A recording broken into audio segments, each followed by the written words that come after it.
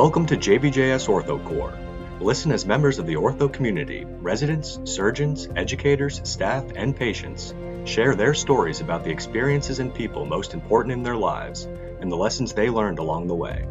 OrthoCorps is an audio archive inspired by StoryCorps and independently organized by the Journal of Bone and Joint Surgery.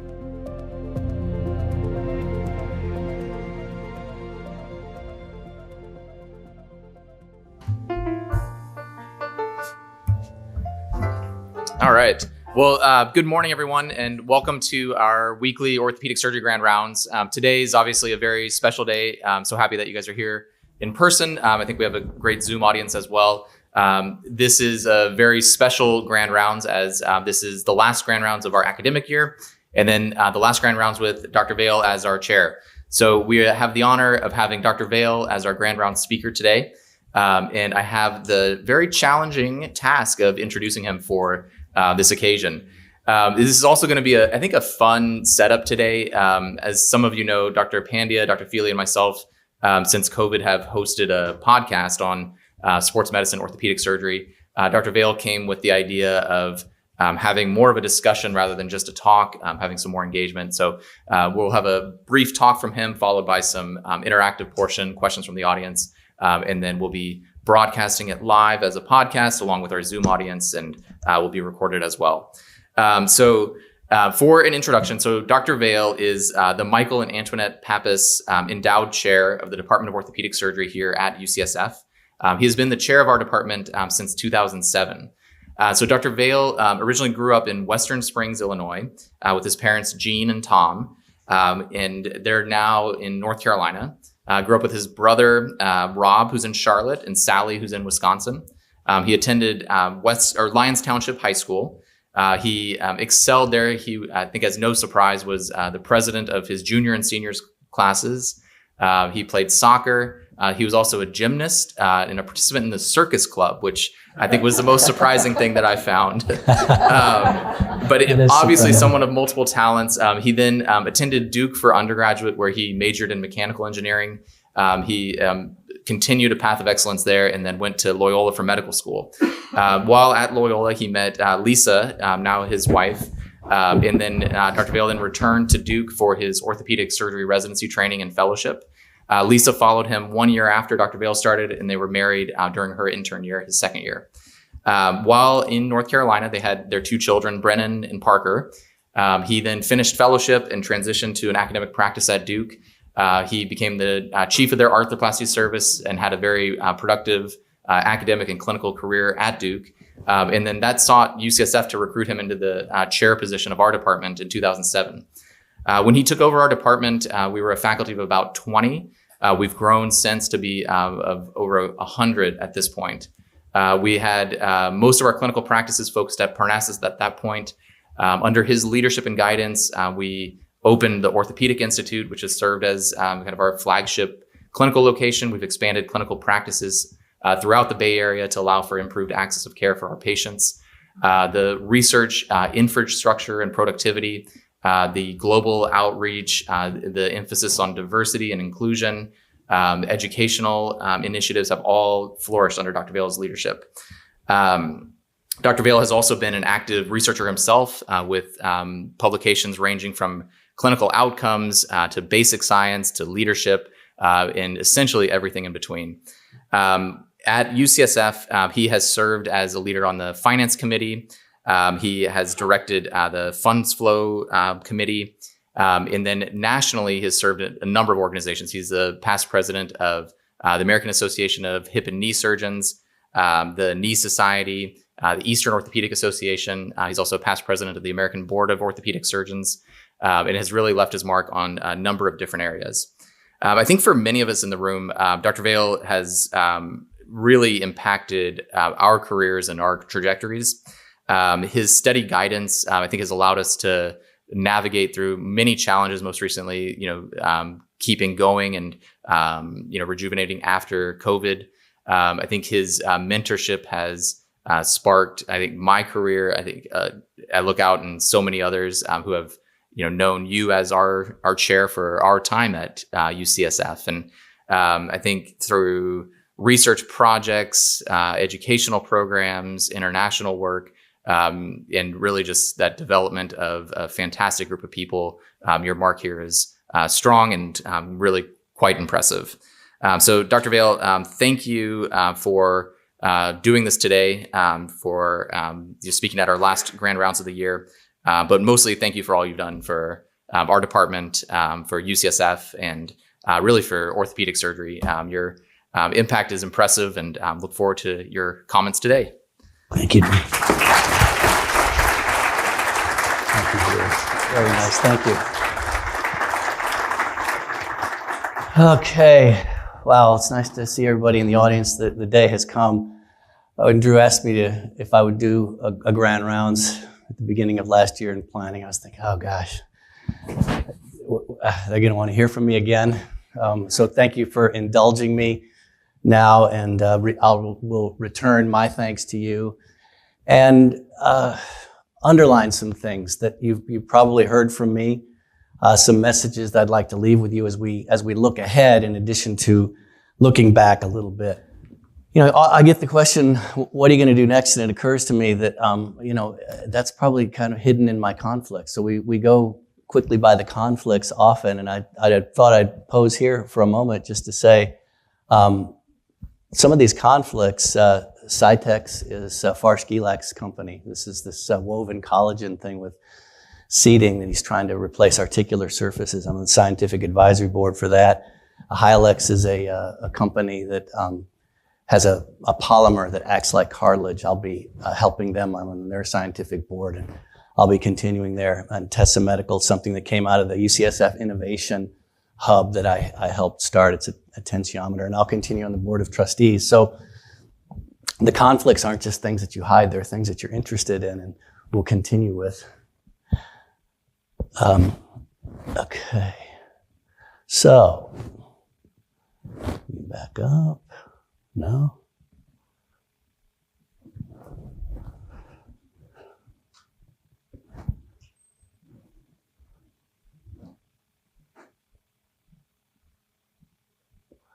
All right, it's working now. So, thank you. It's an honor to be in front of you today. I want to tell you a brief story, and I'll keep it brief, before we repair to the living room with Dr. Feely and Dr. Lansdowne. And this story is really about a journey. How did it get started? Where is it headed? And I'll tell you one thing, this goes by very quickly. Here's 30 years in one slide. And I tried to Photoshop this, but by the time I got my face looking like it used to be, Marcus was so skinny, I knew that I'd be busted. It wouldn't work. You wouldn't believe it. But so that's reality with me, with Leonard Goldner and Charlie Ng back in 1993 when I was starting in my practice. And it's amazing how quickly it's gone by. And early in your career, you begin to learn about leadership. You're placed in leadership roles, observe systems that work very well. As you heard, I happened to be at Duke. I happened to be around this basketball program. I got to know this basketball coach. And I'm not really big on sports analogies, but one thing that I learned early on came from Mike Krzyzewski, and that simple notion that success includes change. And what you've done in the past to be successful isn't necessarily what you need to do in the future. And that's a fundamental, foundational message for all of us. So why did I seek change? I was comfortable, where I was in North Carolina. And hopefully these comments are relevant to some of you in various stages of your career. And the change in going from one institution to another was really not about having a job as a chair or a title. It was more about an opportunity to be creative and to contribute in some way. And UCSF was a place that I perceived I could do that.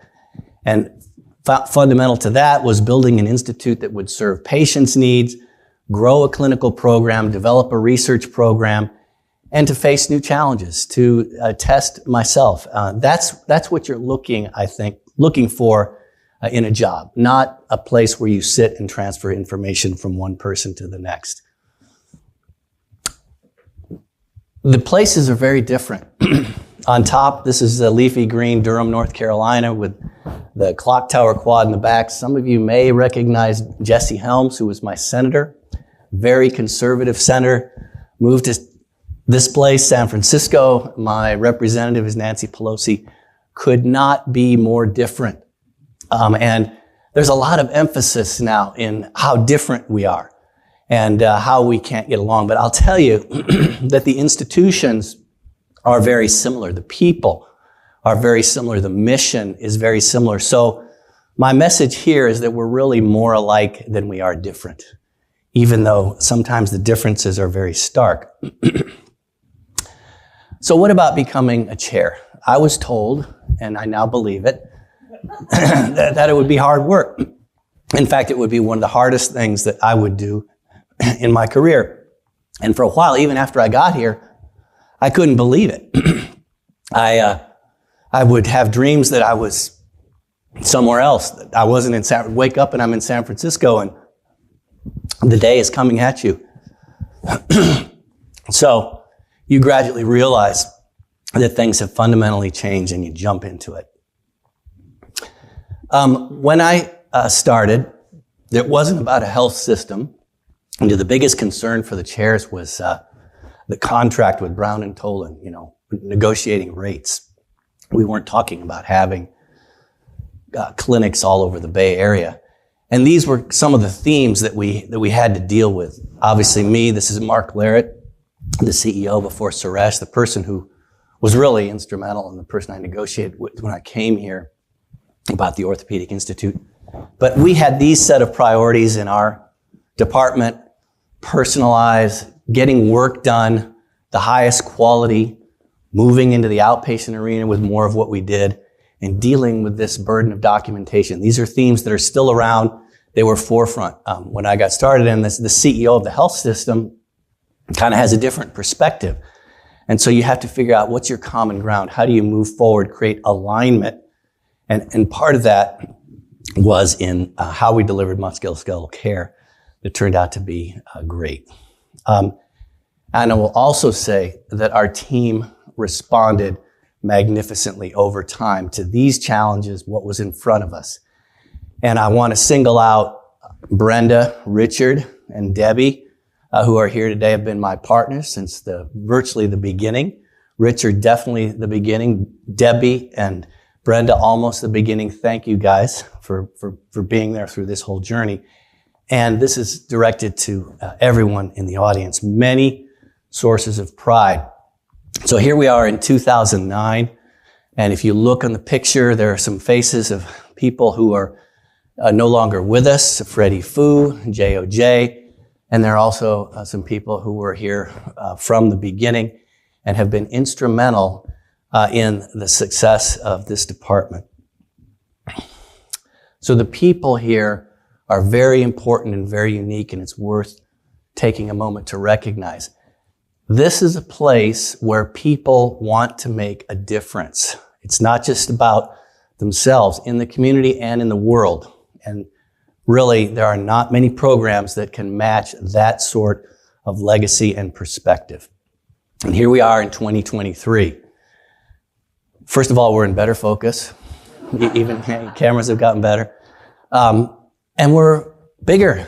We're more diverse. We're more specialized. And incredibly talented. So the people have made it a wonderful journey for me. And that includes the staff.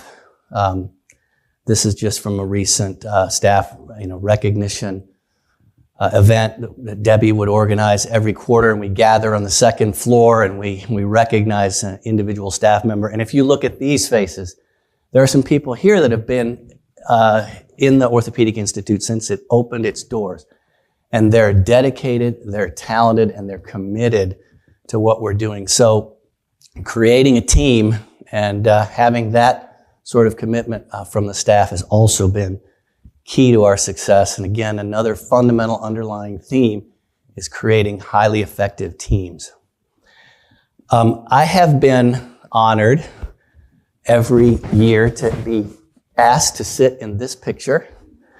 And I always do it a little bit uncomfortably. Do I belong here? Should I be doing this? It's not just a picture. It's something that also deserves underlining, and it's another definition of our program. And it goes back long before that picture was taken. UCSF has produced pioneering women in surgery really at a time before that was appreciated. And you can argue it's not appreciated enough now, but even less so previously. As a resident, I was first exposed to the work of Jacqueline Perry, and if any of you haven't looked at what she did in gait mechanics, her book, I would encourage you to do that, only later to learn that she's a UCSF graduate. And as I reflect on this, I really didn't understand the challenges that women faced when I was a resident and a young attending. And we're gradually improving and understanding that better, making the future much more exciting, both for women and people of underrepresented backgrounds entering orthopedic surgery. And this is a source of great pride. And it's derived partly from my personal perspective, from respect for my wife, who is here, my mother, who was a pioneering woman, one of the first Episcopal priests in the United States, my sister, who's an incredible single mom, and my daughter, who is a neonatology fellow here at UCSF. The Orthopaedic Institute was the cornerstone of what I wanted to accomplish when I came here. And it was part of the negotiating that I did with Mark Larrett, and he agreed to indulge and allow us to pursue this vision. And it has been fundamental to our success, not only our ability to deliver care, but our ability to fund the mission, because it is a joint effort between the department and the health system. And that's in 2009 when it was just being built. And it's come a long way in a short period of time. And I would say that the Orthopaedic Institute was really the department's first moonshot. Thinking big, thinking to the future, audacious goals. And so we planned it carefully. We had a vision. We empowered talented people that are sitting in this room to do things, and results followed. And it's been wonderful. And it's not the only moonshot at UCSF. I would put a number of other things in that category, including IGOT and the international work that's going on here. More recently, it's just beginning to bear fruit, is the Mount Zion expansion, the research explosion, and I'll touch on the importance of that before I finish, and the transformation of our ambulatory practice around the Bay Area. Incredible accomplishments. As Drew alluded to, we also got through this, and a huge challenge. And this is Charlie, my grandson, who was born in March of 2000, and we'll come back to Charlie in a little while. And we've gotten to here, reinventing ourselves, and that's been a productive exercise. So if there's anything good that came out of this, it's the notion that we could and we needed to reinvent ourselves. And what we learned from this experience, I think, is that change happens. You've got to figure out how to adapt and embrace, and I'll touch more on that theme. But some of it's predictable, some of it's progressive, some of it seems random, and sometimes change just convulses things that we count on, like the pandemic and like reform movements, and sometimes advances in technology. So we evolve.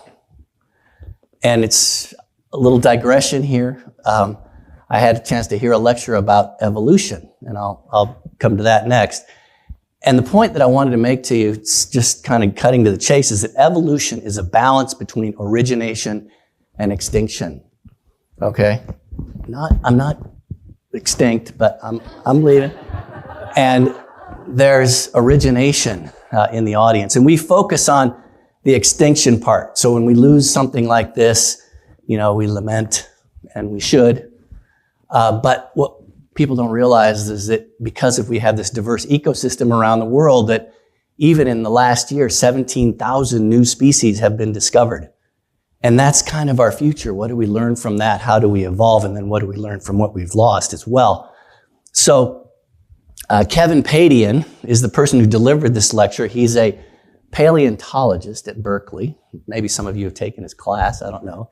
He wrote a book about how birds evolved from dinosaurs. So he's really credible. I thought that his views on evolution were relevant to how we think about ourselves. And he said that in nature, we don't have an extinction crisis, we have a diversity crisis. Because if we destroy habitat, we destroy diversity, we destroy our opportunities to understand the new things in our environment that can lead us forward. That has some resonance, doesn't it? So for us, musculoskeletal research and innovation could be considered the engine of origination, our intellectual and professional habitat, if you will, that must be preserved and expanded. And that's my pitch for continuing to support, expand, and promote the innovation and research in our department. And just a little editorializing. I think that musculoskeletal science is not fully understood. Tamara, Alliston, and Jeff, and Rich, and others have all discussed this. It's maybe oversimplified.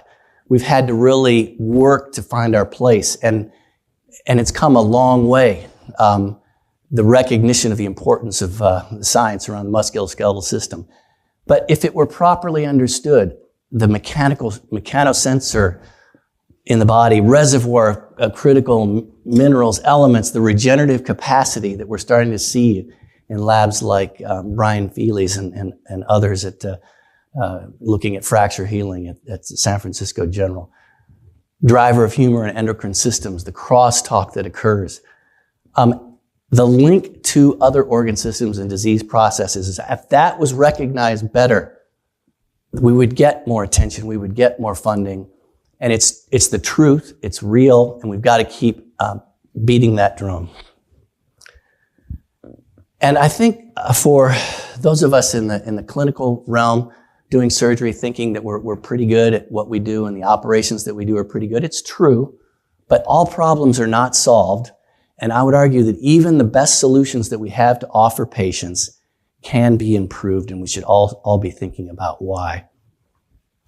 Next, what's going on at UCSF that we have to prepare for?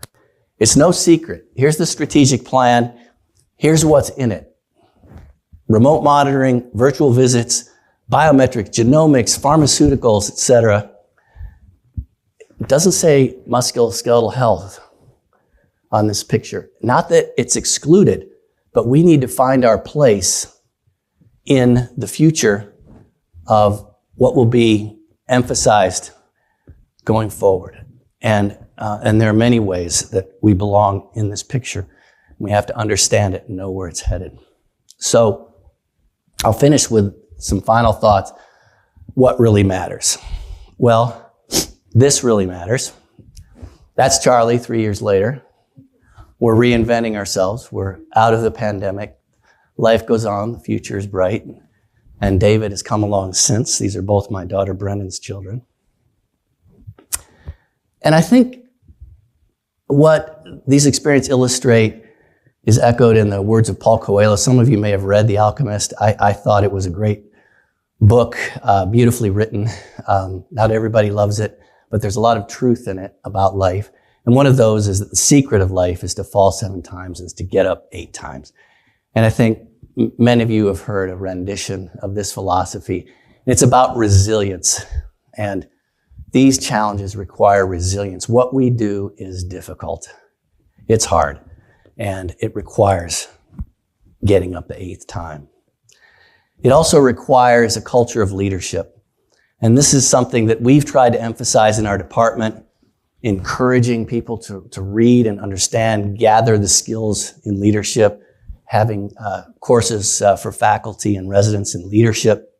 And I hope that the department will continue to emphasize the importance of this. As I look, at some of our faculty who have left this place, and Kristen Livingston, congratulations for one, who have gone on to take their leadership skills and use those tools elsewhere. That's something that we should also be proud of. So what's on this list of what really matters? This is my short list. The first one is derived from Simon Sinek, the famous TED Talk, Understand Why. It's not what you do that people care about, it's why you are doing it. It is what is your mission. And this is sustaining. Seek happiness. I think that it's not a simple thing to say, and our own happiness isn't only our own responsibility, but it's partly our own responsibility to seek happiness and help ourselves. And that gets to the third one, believe in, care for yourself. These are important for your future success.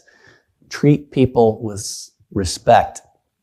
Communicate with each other. This is fundamental to creating highly effective teams, and trust and commitment is respect.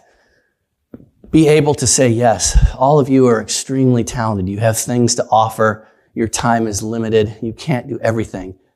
But when something comes along where you can make a difference, you've got to be able to say yes. And then you heard about the highly effective teams.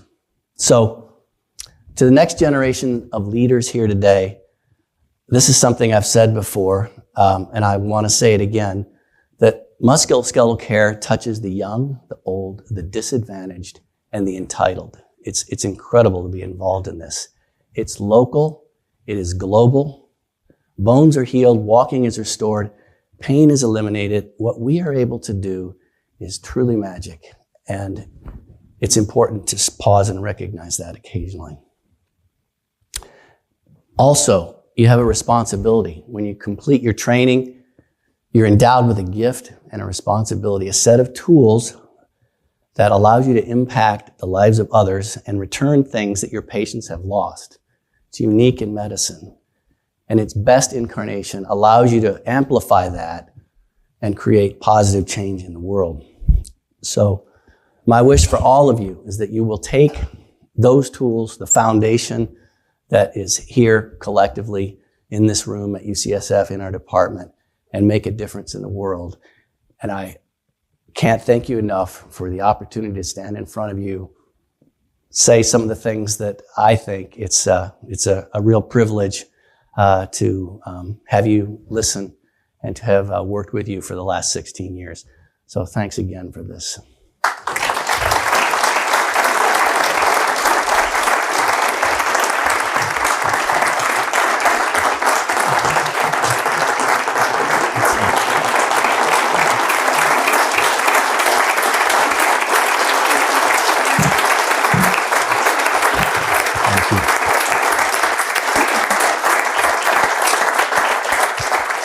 Repairing to the living room? Yeah, sure. I'm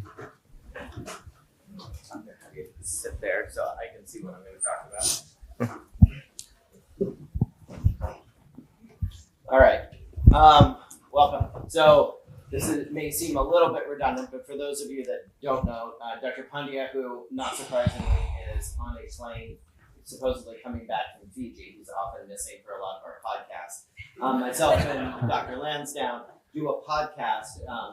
I'd like to say every week, but it tends to be a little bit more sporadic than that. And at the request of Dr. Vail, not us, he suggests that we do an interview style for part of this. So for the final UCSF Grand Rounds this year, we are going to roast or ask Dr. Vail some questions. I didn't say roast. I didn't. You said we had some creative latitude. So I want to set the stage of what 2007 was like, and it was really, really different. We had an Apple. What? Well, I'll talk really loud. So some things were different. The Warriors didn't have Steph Curry yet. We had the We Believe era. Thankfully, the New York Giants were good. The San Francisco Giants, not so good. Barack Obama wasn't president. And The Red Sox, for those of you that care, were good, and that was probably about the last time.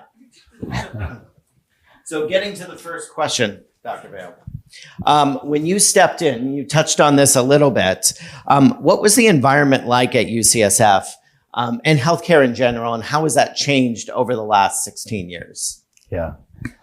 And it's remarkable how much change has occurred and what the perspectives are. I touched on it a little bit in my comment about Brown and Tolan, which some of you it was a physician-run, organization that negotiated contracts and who was in, who was out, what did you get paid for what you did, and a lot of anxiety and controversy around that. This was in an era when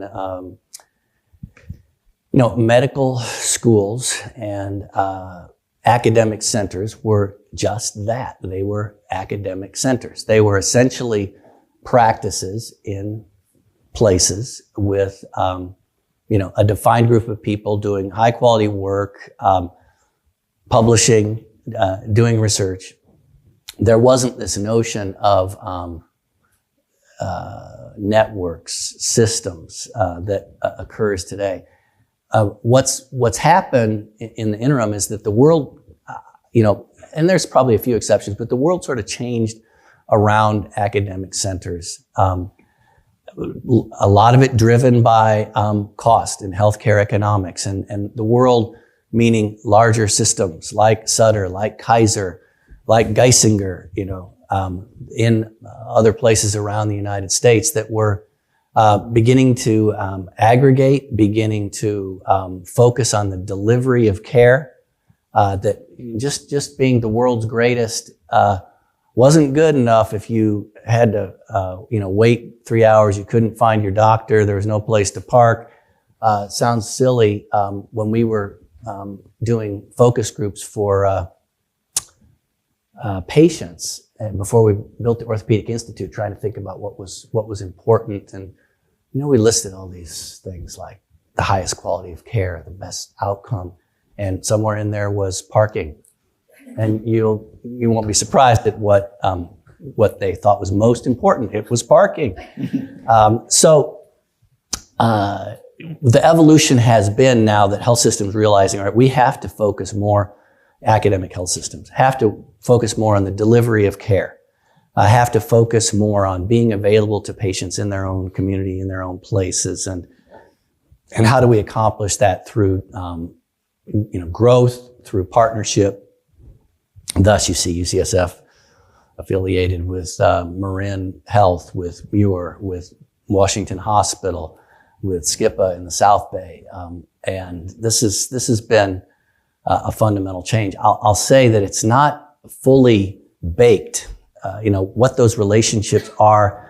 We have relationships. How do we interact? How is it successfully carried out? What is the added value? Not clear entirely. I think that represents an opportunity again for those of you who are interested in these kinds of things and working with the health system,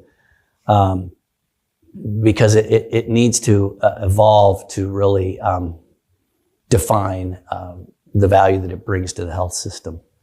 It's not done. So I wouldn't take it at face value, these relationships that UCSF has now, that they won't change. I expect that they will. Yeah, you bring up parking. Can you validate for today? Because I pay for parking today. It's your ticket you've got to worry about. So when you started as chair, can you pick out what you thought was going to be the single biggest challenge?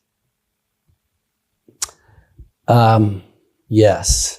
And in a nutshell, and this encompasses a lot of things, it was financial viability. Quite frankly, this department was in tough shape. This was an era where we had to go to the health system every year and negotiate called strategic support. What was the health system going to give us in exchange for us doing our jobs? Okay. Bad situation to be in. But we didn't, our expenses as a department exceeded our revenue. economics 101, everybody understands that doesn't work. And so we had to find other sources of revenue to support our entire mission. And so it was through strategic support. And, with the concept of this Orthopaedic Institute, and I would have called it Musculoskeletal Institute, but nobody knew at that point what I was talking about. The idea being that this place would be where anyone involved in musculoskeletal care could deliver care, and this academic hierarchy would be in the background, but it would make sense to patients. We had to build it. It had to start up. It had to hit certain targets to be financially viable. And we knew, Richard probably remembers those graphs going like this, financially before they went up. And we knew that would be a challenge, but we believed in the idea. And as I mentioned, this is a joint venture between the hospital, the health system. Let me be clear, it's the health system, not the school, the health system and the department.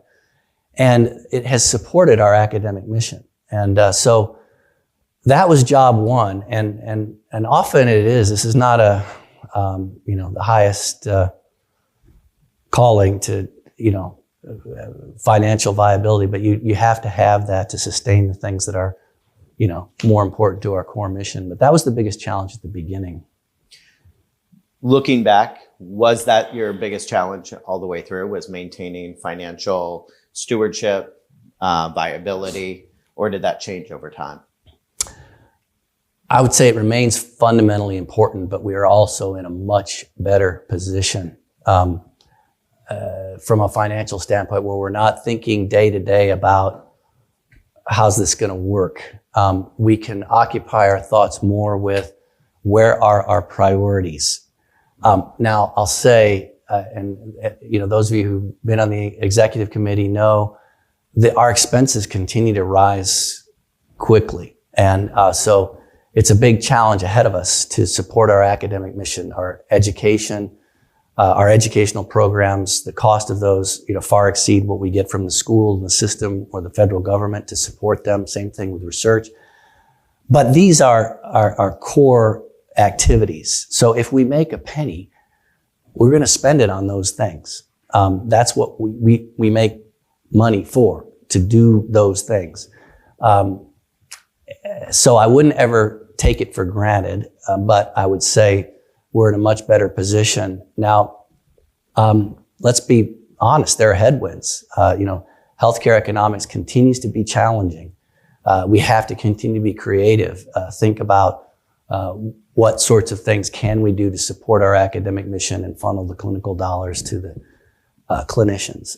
So it's there, but we are lucky here in this department because we have the opportunity, because of our circumstances, to think about the mission and not focus just on the dollars and cents. So you make being chair sound really, really hard. What made you decide that you wanted to be a chair, and what sort of leadership or previous things that you had done while at Duke, or even, and when you were, Drew didn't mention this, in the Hall of Fame of your high school, what made you decide that you thought you would want to do this type of job? Yeah. Maybe naivete. I guess that's honestly, it's part of it. But, thinking that there is a better way perhaps to organize ourselves to do things. Believing, as I was saying in my slides, in the importance of musculoskeletal care, the impact of that. And I'm a real believer in service lines, really. And I don't mean just the Department of Orthopedic Surgery. I mean that whole service of musculoskeletal care, and understanding it from the onset of symptoms, the outpatient care to the inpatient care, the whole continuum, and taking responsibility for that and managing that, and believing that there's opportunity when the system is managed that way and you understand it fully. It's like anything else. The better you understand it, the easier it becomes to manage. And again, naivete is probably accurate. Yeah, you know, when you don't know everything, you oversimplify. It gives you courage, but that's fundamentally why I wanted to do it, because I saw an opportunity to do something differently, and there were, you know, other examples out there that led me to believe that it would work. I would point to what Richard Gelberman was doing at WashU, got my attention. You know, he was one of the first to have an ambulatory center that was a joint venture. And I spent a lot of time with Richard talking about that, how it worked, what the difficulties were, how he got the health system to go along with it. And it has to be a win-win. That's another point that's worth making. You've got to believe when you have an idea, and if you've got a partner that you want to bring along the journey with you, which is the health system, that it works for them. And it has. I mean, it's been a good thing for the health system. And so if you've got something like that works for everybody involved, you have a good chance of being successful. So I want to go back I guess at this point, probably 17, 18 years. You mentioned it was a big transition to go from Duke, North Carolina, maybe a little bit more of a red state, to come all the way out here. And one of the things that's always been impressive is seeing your dedication to your family, whether that's to Lisa, the real Dr. Vail, right, or your kids and now your grandkids. What was it like to make that transition and to have that conversation? Like, not only am I going to take on more responsibility, but I'm going to do it in San Francisco, across the country. Yeah. Well, this will maybe be helpful to, or not, to anyone who's considering a move. And Lisa should help me answer this question, but it is, our kids were in high school at that point. It was difficult. Fundamentally, I felt it was a great opportunity for the family as well. We're in leafy green suburbia, a small town. Kids are children of two doctors. Life's pretty good. It's pretty simple. And I thought, okay, come to San Francisco. You're going to be in a more diverse environment. You're going to have to learn how to take the bus. Believe it or not, if you haven't noticed, doctors are not at the top of the food chain in this city. So I thought it was good for the family, but my kids didn't think so. My daughter was a senior. She acquiesced to coming out here, and she did a semester in high school. And for her, it was like a semester abroad, and she negotiated going back to her high school in North Carolina, lived with a friend, and graduated. My son, who came as a sophomore, said, buddy, you're here, you're not going anywhere, dig in. And it's not easy to make friends at that point. And literally, we had counseling together to get through this. At one point, the counselor said to Lisa and I, gosh, I really feel badly for Parker. And we're like, oh, shit. Thanks a lot. That's not what we wanted to hear. And finally, Parker said to us, look, I don't need therapy. I'm fine. And so we went through those challenges, and fast forward many years later, we're blessed to have our kids living in the Bay Area, made a lot of friends through their experiences here, and so it worked out. But the transition is often not easy. I think, again, what allowed us to do this and believe it was the fundamentals of why we were doing it and what it would offer to everyone involved in the family. Yeah. So speaking of transition, orthopedic surgery is not the most progressive group. We're probably a little bit backwards. We're certainly a little bit behind the times in research, and we've certainly been behind the times for a lot of other professions and healthcare professions in terms of diversity. But over the last 10 to 15 years, but probably realistically the last 5 years, there's been a big switch in the awareness of the importance of diversity. Do you think being in San Francisco or being in a place that is a little bit more supportive of diversity has made your job and really being a champion across the country for outreach and diversity a little bit easier? Or do you think it's just been part of the transition for orthopedic surgery in general? I think it's uneven. Again, being where I said I've had the opportunity to go to a number of other places over the years and see what's going on. I would say generally there's a movement in the right direction in this regard. A recognition of inclusion, of listening to people, about providing opportunities. So I would say overall positive, but it's a little uneven. What I mean is that the sense you get, the conversation, is it really happening? Is there change, or is it a little bit of lip service? Talmadge King, our dean, likes to say that the tension that comes with DEI discussions is healthy. Means that you're getting to something. If you feel some tension, if you're a little uncomfortable, then you're hitting the nerve. You're really discussing the issue. And I feel like when I say uneven, that the tension's a little different from place to place.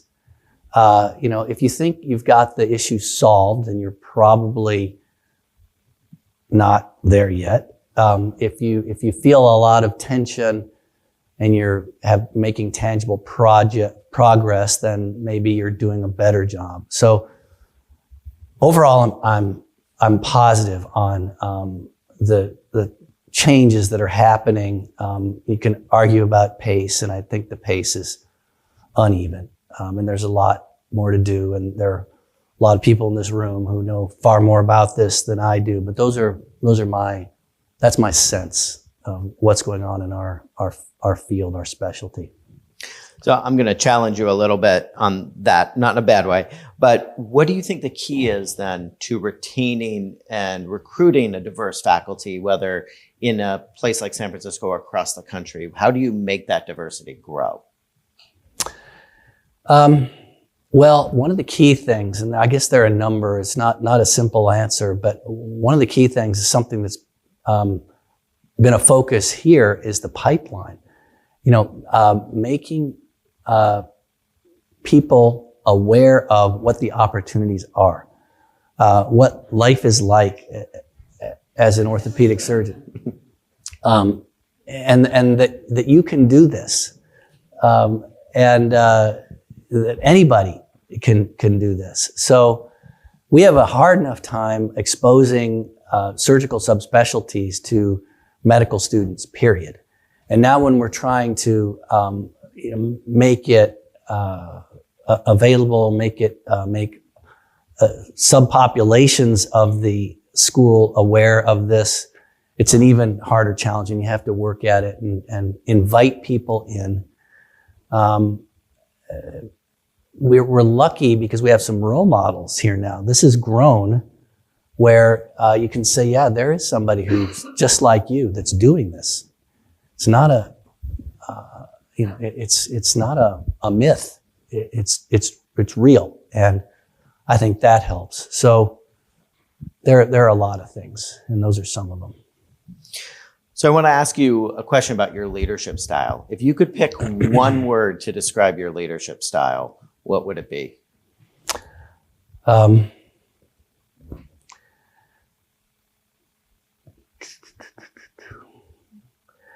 Well, I guess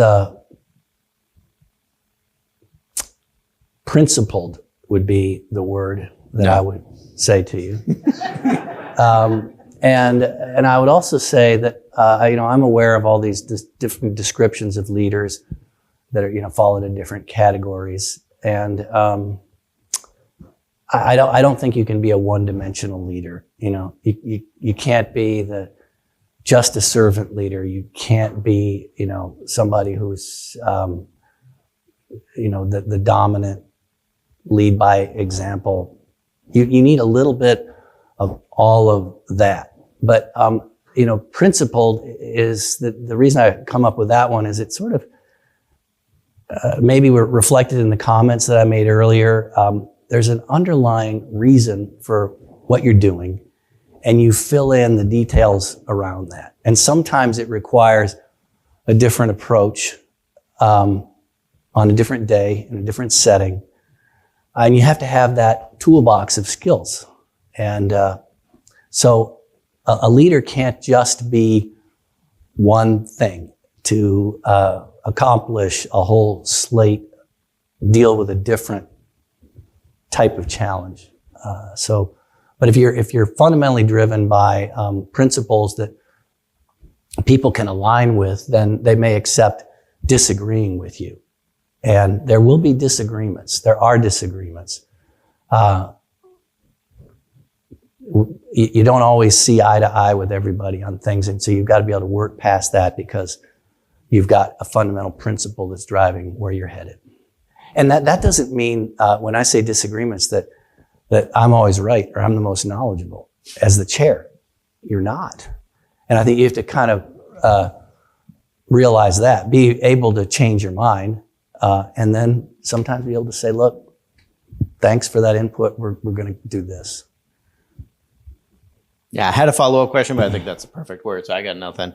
I'm going to turn this over to Dr. Lansdowne, who's got some rapid-fire questions, just to make sure we can keep you on your toes. Uh-oh. They should be even easier questions. So maybe on that direction of leadership, what is the best leadership advice you've ever received? Well, as I guess, probably I would say, don't assume that you're the expert on everything or that you have to be. It's a team effort. You're leading the team, but being the leader doesn't necessarily mean that you are the right answer every time.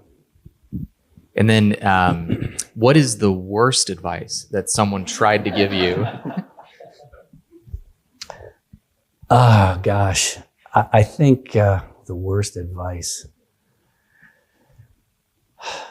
I guess I don't know that it's advice. I can't think of per se somebody saying this to me, but this question comes up a lot, and it's the notion that, gosh, if I just had that title, if I were just the chair, things would be great. It would solve the problems. I would be in total control.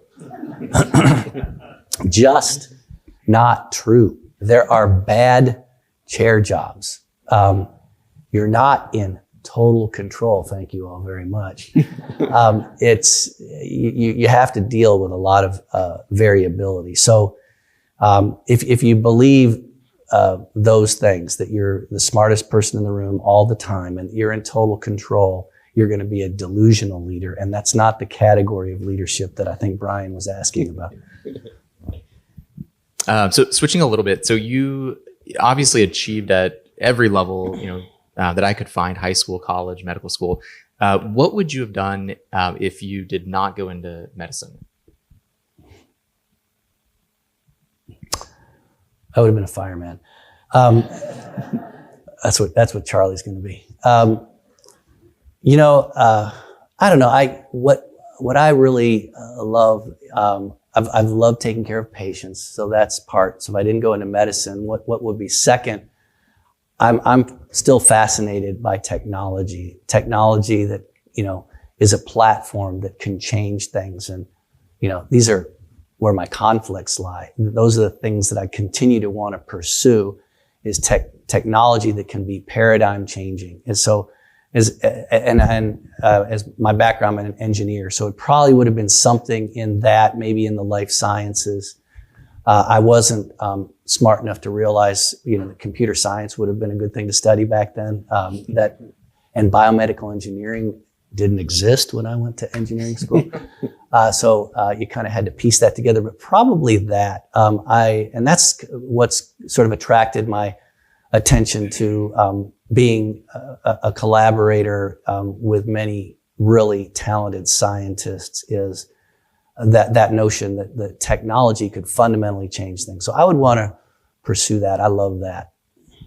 And then within orthopedics, if you had not become a hip and knee arthroplasty surgeon, were you ever exploring other directions, or did you see yourself in other areas of orthopedic surgery? In orthopedics? Right. Alone? Yeah. You know you're going to say sports. Come on. Yeah. Yeah. Well, at the initiation of my career, I was thinking, could I be a knee surgeon from cradle to grave? And this is not an uncommon thought that many residents have, because they just maybe love a particular joint, and in some practice settings you can do that. It's when you're in an academic setting and subspecialty. First of all, you start to get really busy, and you realize, that's not practical. I can't do scopes and ACL reconstructions and also do total joints and revisions and hips and knees, and you need to focus a little bit.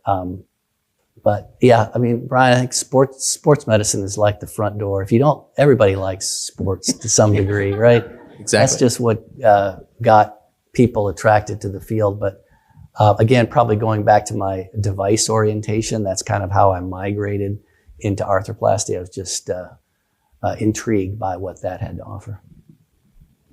And then within arthroplasty, you have done a lot of knee replacements, a lot of hip replacements, left side, right side, revision of each. What is your favorite surgical procedure? Yeah, I have flip-flopped on this one back and forth. As I said, I thought, okay, initially I'd be a knee surgeon only. And I was going to be John Insull's fellow. And some of you may remember that name. John Insull is like one of the father of knee surgery. Well, at the time, right when I was going to go be his fellow, he decided to leave special surgery and go, establish a private practice, and, ask if I wanted to go along as a fellow. And I envisioned myself, helping them set up chairs in the waiting room. And I just thought, I think, so again, you got to sort of reinvent yourself. But then over the years, I really like this innovation in knee surgery. I like this change in hip surgery. Knee surgery is very easy. Hips dislocate. Well, now hips surgery has gotten better.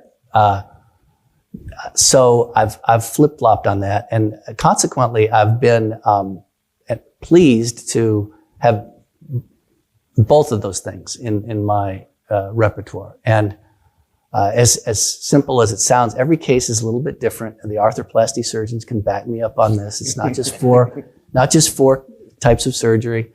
You sports guys. But that's what's kept me interested, is having a little bit of diversity in practice too over time, so you can continue to evolve even if you're a subspecialist. And then you're involved on many novel technologies.